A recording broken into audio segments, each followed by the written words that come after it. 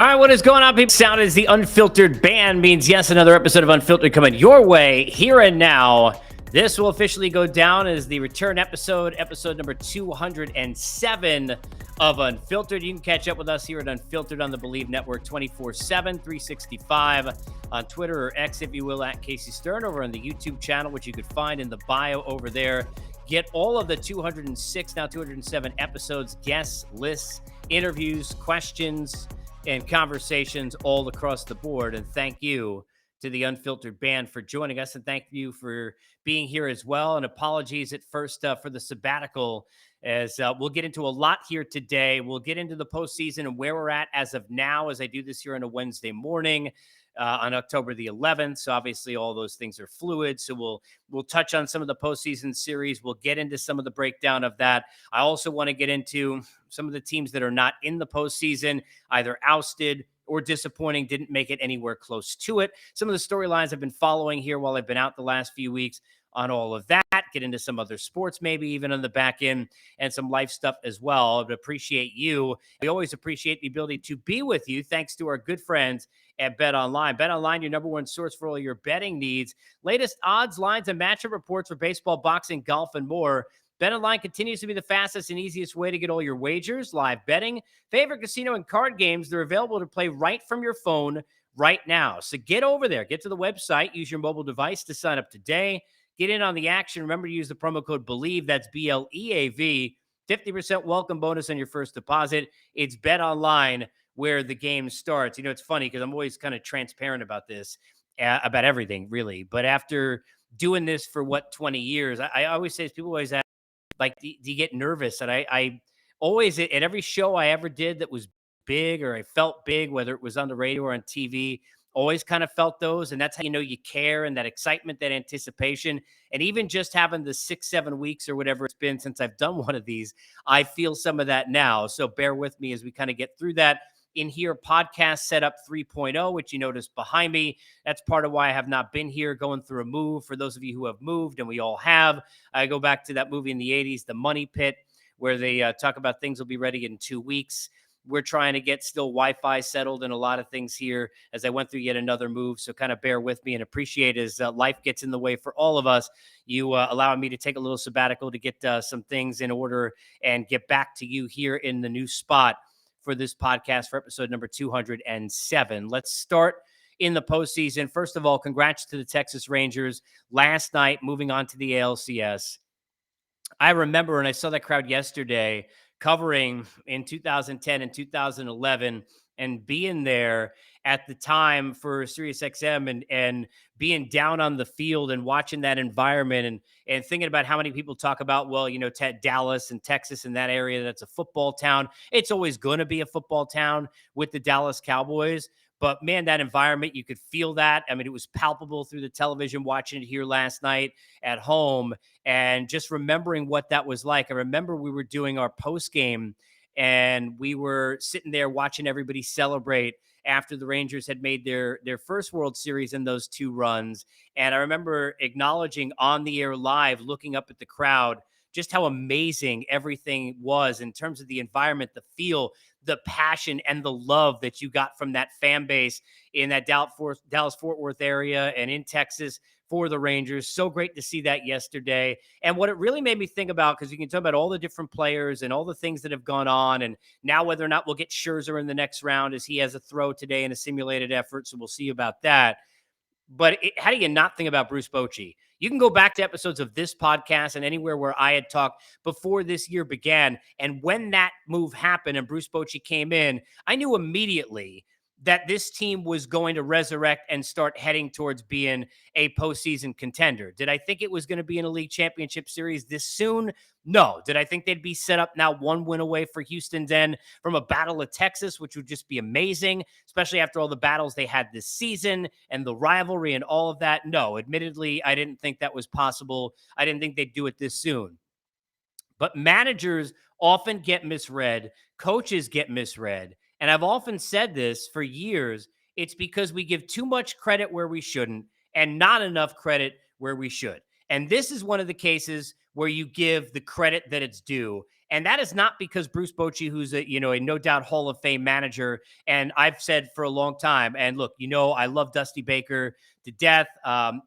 From Dave Roberts to many, many others, and Terry Francona, and Tito, who I covered, and then had on my show as a guest weekly for a number of years. Got relationships and/or know a lot of great managers that I've covered, but Bruce Bochy, I've always said, is the best manager that I ever covered, and that's not just because of the X's and O's, and it's not just because of the managing of people, but it's because of his ability to do those things equally well. You get a lot of managers who, guys, if you think about it, guys and gals, that are really, really good on the X's and O's side, and they really understand the game, and they don't have that feel. They don't have that feel for people in their dugout. They don't have that feel for people in the organization behind the scenes. They don't have that feel when it comes to what they need to then elevate all that knowledge to the next level. Bruce Bochy's got all of that and all the X's and O's, and as good a bullpen manager as we've got in the game. I often laugh, and I said this if you go back to a podcast episode when he was hired. I remember Giant fans who were sitting there and getting on him because of that series, which was maybe their last kind of big shot, where they were, up 2 games, I think, in a 5-game set, right, in the division series against the Cubs, and lost 3 in a row. And he put out the same names, my guy Serge and Casilla and all the guys, Machi and all the guys that he had, and they just weren't getting it done. I mean, Bruce Bochy, part of the reason why we got the 3-batter rule, because he was going and making those changes seemingly every hitter, trying to find those matchups. And it wasn't, and people were getting on him in San Francisco. It wasn't because Bruce Bochy forgot how to manage. It wasn't because Bruce Bochy all of a sudden didn't understand how to handle a bullpen. It was because Bruce Bochy couldn't make them pitch well. All you can do is, it's perception versus reality, is make the moves that are best for you. And a lot of times managers will make all the right moves, to go back to an old, speaking of 80s flicks, and then all the wrong things will happen. And in a lot of cases, that can even happen to the best in the league. And Bruce Bochy was pushing the same buttons, but they just weren't coming out roses anymore. That Midas touch seemed like it wasn't working anymore. But the way that Bruce Bochy can impact and change and infiltrate and create a culture, and the importance of that word, that absolutely cannot be overrated. It can't be overstated. We've seen it with Texas, and congratulations to the Rangers, who move on to the LCS. On the National League side, we knew this Braves-Phillies series, as it goes now 1-1 as we head into Game 3 in Philadelphia tonight as I do this. And again, all those things are fluid depending upon when you watch or listen to this. Apple, Spotify, everywhere you get your podcast, the Believe Network, or on video on YouTube on my channel. But we know, obviously, that, and everybody knows here in Atlanta where I live, and talking to people from, coaches on my kids' baseball team to, parents, to people that I meet at work or see, everybody talking about the fact that the Phillies were that dangerous team that Atlanta didn't want to see. And not just because they knocked them off last year in the postseason, but we knew that was going to be the matchup. And oh, baby, has that played out over the first 2 games. What an unbelievable finish. Can't say enough about the swing from d'Arnaud and what he's done. I remember being there covering it at TBS at the time when he hit the apple with the big home run when they swept the Cubs when he was a Met. He cuts the lead to 4-3. Riley, the big home run. Harris, what a big play that is on the double up. And, people having fun now with Arcia saying, attaboy Harper getting doubled up. But, I don't think anybody thought that catch was getting made at that point. It's a phenomenal play. Not getting on the runner. I'm getting on the player and saying, wow, that's just phenomenal baseball in every respect. And we've got a great series ahead of us. Stay tuned. Dodgers look to be done. Dodgers look to be done in a lot of ways. Look, Dodgers, got to give them a lot of credit with all the pitching issues that they had, the starting pitching issues that they had. You can go back to the beginning of the season before this year, and a lot of us looked at it. They lost the law firm of Turner & Turner. It wasn't the same kind of off-season spending that we used to see from the Dodgers, and it's hard to kind of compute that when you've got years prior where they had Freddie Freeman, and prior to that, Mookie Betts, and you can't do those sorts of things every year. But a couple of things stand out to me about this Dodger team that it doesn't surprise me now, sitting there on the darkness edge of the edge of town, if you will, to use the Bruce term, and town being the golf course, down 2-0 in this series. Let's start with Clayton Kershaw. I've long time been a defender of Clayton Kershaw, who shouldn't need defenders, because he's one of the great examples of baseball that we have seen really in my lifetime, and I'm going to be 45 here in a week, less than a week now. And he does that in the way he has performed and the consistency in that the way that he's performed, the way he's battled back from injury, the way he's always wanted to be on the mound, and the way he has performed after he has had failures and successes and equally been representative of absolutely everything and anything you want from a baseball player and from a person. But Clayton Kershaw getting shelled in that spot continued a narrative that is going to stay with him. Nobody cares if a boxer has, I'll get into possibly maybe on this podcast, maybe not on the tail end, Volkanovski, who's a savage. If you're a UFC fan and I'm a nut, now he's noticed taking this fight. But if he loses Islam, he's not getting a third fight, even though everybody would understand he's going up a weight class. He's got short notice. I mean, he was competitive and it was a great fight, but he didn't win the first time. Who knows whether or not he can go ahead and win anyway, even on full tilt, if he had months and months of preparation to get in there for Islam Makhachev. But nobody's going to care. At the end of the day, all they'll remember is that he lost twice. No, nobody's going to care that this isn't a version of Clayton Kershaw that can be the old Clayton Kershaw, because it can't physically, especially when you're dealing with back issues and everything he's gone through in his career, especially the last couple of years. You can't be at that point, but nobody's going to remember that. That's not going to be the rhetoric. The rhetoric is going to be, here we go again with Clayton Kershaw.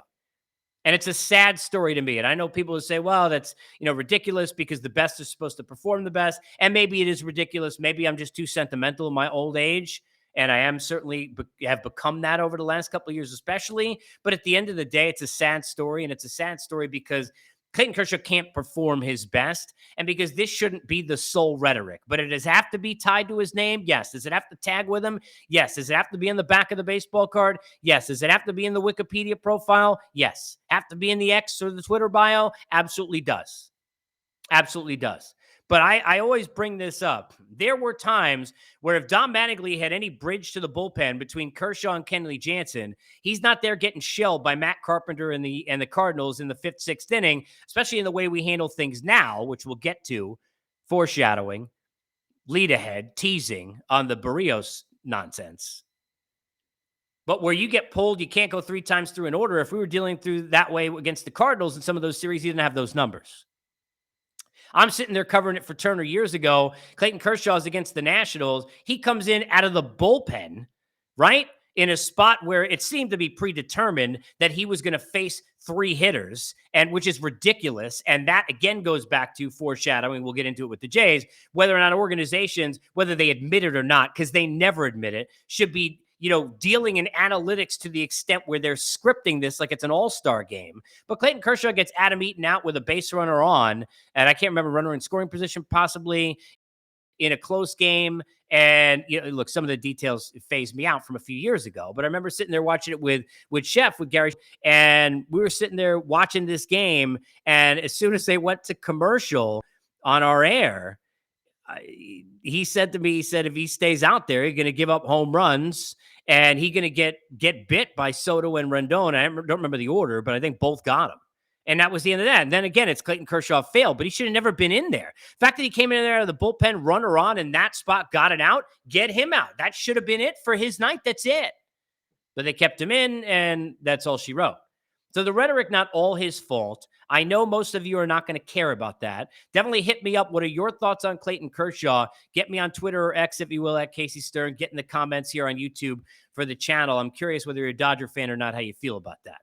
The other thing on the Dodgers quickly, I love David Peralta. All right. I remember interviewing him many times in spring training during the spring training tours we did with MLB Network Radio when I was at XM with Arizona. And he's a great dude. But that scene, you want to talk about bad optics. You want to talk about a bad look. That scene where he's down 9-0 in the bottom of the 2nd inning, and basically to all intents and purposes, high stepping down the sideline, down 35 points like an idiot, dancing at second base. Now, I get you trying to fire your team up. You want to clap and say, let's go, let's go, let's go, or whatever you want to do to fire up your team. I'm all into that. I'm all into it. But the idea that he's sitting there dancing, you can't get more embarrassing than that. That was a terrible look. That's terrible for an athlete. That's terrible for that team. And what the hell is that? I wouldn't even want that in Little League where my kid is playing, let alone at the big league level. What in the hell was that? We used to have a penalty box years ago on my show. If you watched or listened to Inside Pitch, called the Penalty Box. This segment every Friday where I go and kind of toss people into the box and welcome back NHL season. By the way, speaking of the penalty box, and welcome to the NHL, Connor Bedard. But I mean, what a grotesque looking scenario that was, and embarrassing to have Peralta even looking like that in that spot. I mean, that's brutal. Let me get to the Berrios thing because I've been wanting to hit this since it happened. And I swear, I was trying to get my Wi-Fi and everything set up in this new place, certainly for the kids so that they can have their rescue riders. Shout out to that and all their other little shows.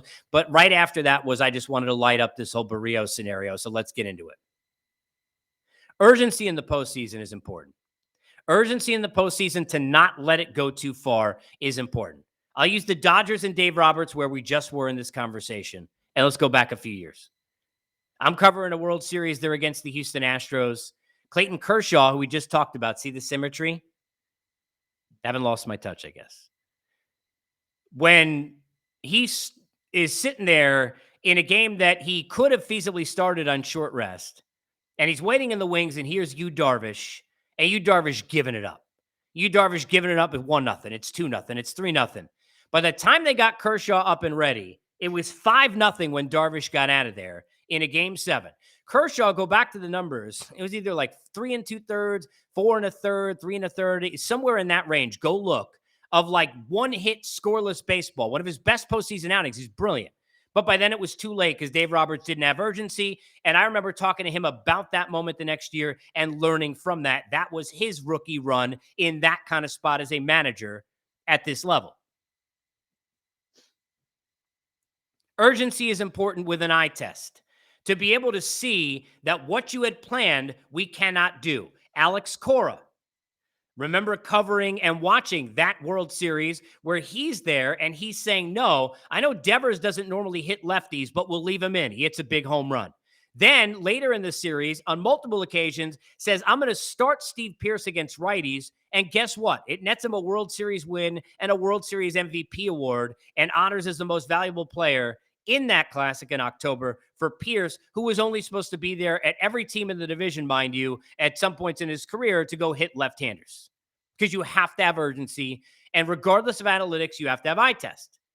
Now, we've also, let's go back, Dodgers, seen where it gets kiboshed, where it gets muffled. And it doesn't get muffled by the manager. It gets muffled by the organization. I don't care what, and I like Russ Atkins, what he said. It gets muffled by the organization. Managers are built, especially in most of them, in the old school way, because a lot of them were players and came up as coaches, whether they were successful players at the big league level, they were failed players and they played in the minors and always wished to get there. They got an ungodly amount of experience of going through it, and they're all field guys because they feel it from the field. They use the analytics, and it should be used, but it should be used. It should not be a crutch. It should not be your fail-safe. It should not be your only thing, nor should an eye test be. And you're in a situation where the Dodgers, I'm covering, are in a World Series, and I'm trying to remember exactly the specifics of this. This is against Red Sox. And here is David Price, who comes out of the pen in a game and faces Bellinger in one at-bat where I think Bellinger got a hit, right? And then all of a sudden, when he sat there and turned around and made the start, Kike Hernandez, love Kike Hernandez, who doesn't? But he's hitting third in the lineup and Bellinger not there. And this, by the way, not resurgent Cody this year, not in the middle, I can't hit anything, throw me a ball in the dirt, or a curveball Cody during those years with the Dodgers towards the tail end, this MVP style Bellinger, and he out of the lineup. And I remember Dave Roberts' facial expressions as he tried to grit his teeth and explain to people that that was his decision, that he was behind it, because he was not, because nobody was. It's like when people told me when Steven Strasburg was shut down initially, I don't care what you think about it, I had people calling me, I had several people in that clubhouse telling me how incensed people in the National Clubhouse were, and they could not believe it, and I was dejected. And then I got people telling me, well, I'm an idiot for saying that on the air because of all the comments Davey Johnson and people were making about how they were behind the organization. What the hell you want them to say? You want the truth? I'm telling you, that was happening. Well, guess what? Dave Robertson decided to do that. Nobody in the Dodgers decided to do that, except the organization who decided to do that. And by the way, they're brilliant, Andrew Friedman, in that group, and they've done a lot of great things, but sometimes gotten in their own way as well. I think we all could admit that. So that sets the backdrop for this Berrios thing. Game 2, Royce Lewis opens the 4th, got 2 lefties on deck. To that point in the game, 3 innings pitched, 5 Ks, 3 singles, 2 of them of the very weak variety. And John Schneider goes and pulls Berrios to bring in Kikuchi. And the bats come alive. Couple of things I want to point out here. A, how unbelievably, incredulously dumb this decision was. It's one of the worst managerial decisions or decisions by an organization or whoever the hell you want to pinpoint it on in the pie of blame. It is one of the worst decisions I have seen in a postseason, and I've been watching a bunch of them. Covered a bunch of them. That's how bad it is. And that's on first glance. That's not Monday morning quarterback.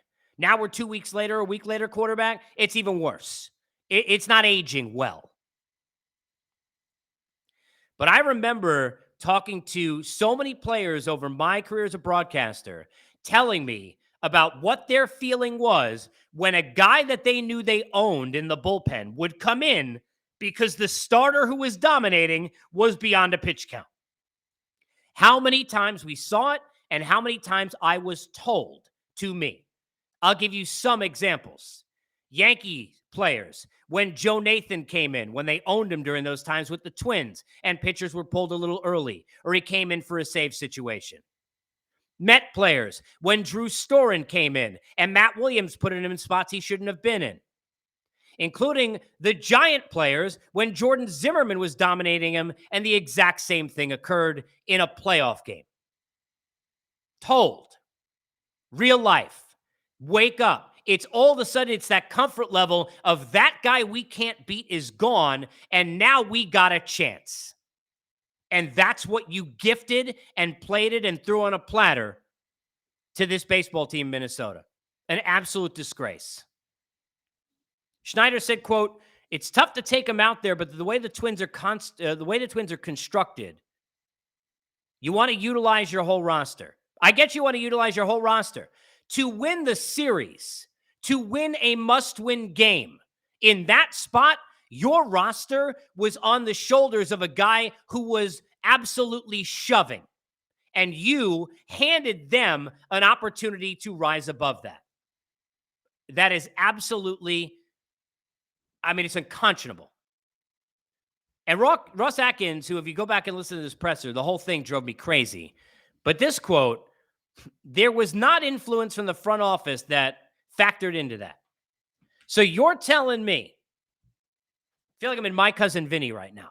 So you're telling me, the two Utes, you're telling me, the sack of suds, you're telling me that John Schneider's watching Berrios deal.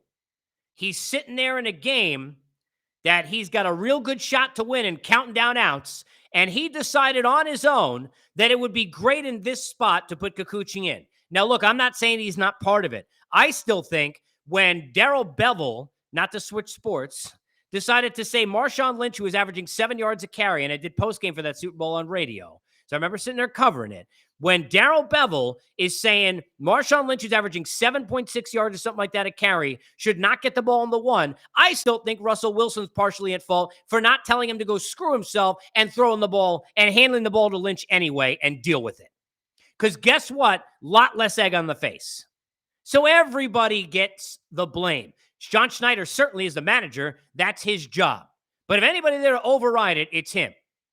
But you're going to tell me he did all that on his own? You're going to lay him out like he had nothing to do with it? Now, what's John Schneider going to say? He wants a job. The GM is the one who fires him, right? He wants to keep his job. A lot of people think Schneider shouldn't keep his job. So if he's allowed to keep his job, and part of the deal is Ross Atkins and that crew going to put it like it was all on Schneider so they don't sit there and wear the egg on the face, what are you going to do? We're all going to say, well, you're going to sit there and eat it. And I'm not saying that this is what happened behind the scenes, but I'm just telling you, we weren't born yesterday. You want to say it was a plan that was discussed beforehand, and maybe he took it too literally, maybe he took it too literally. But you want to act like you were surprised? You were as dumbfounded? You couldn't believe it the same way we couldn't believe it? Well, I don't believe you. I don't believe you. Sorry. A disgrace. Speaking of disgraces, the Mets season a disgrace. Let's get to that. Buck Showalter out. A lot of questions. Was it right? Was this because of Stearns? Was it Buck's fault? Let's get into some of that first. This was not Buck's fault. Everybody's at blame, and he's part of that. But to sit there and blanket, well, you went from 101 wins, and Buck was as big a reason you thought the culture had shifted positively, to now the team is a dumpster fire, and it's Buck Showalter's fault. You can't do that. He can't be both. Partially to blame as the manager, yes. Certain situations, I remember, like, it was like loss 43 in the Phillies game where they're sitting there way earlier in the season, and they got a 3-run lead in the 8th inning, and just completely botched the whole thing, handed the game away. There are a lot of those kind of things, right? All that. Yeah, he certainly got to own and wear some of that, and I'm sure he was wearing some of that. But it does not surprise me to hear the reaction in the clubhouse wasn't good, because you saw the love for Buck. And let me tell you something, Buck did a lot more good things than he did for this franchise than bad things. And anybody who doesn't think that is a moron. If you're a Met fan who doesn't understand that, you're a moron. Even if you think, and I think to answer the question, was it right? They might need a change of pace because it's a different team. Buck Showalter coming into a veteran team with a lot of expectations. Now,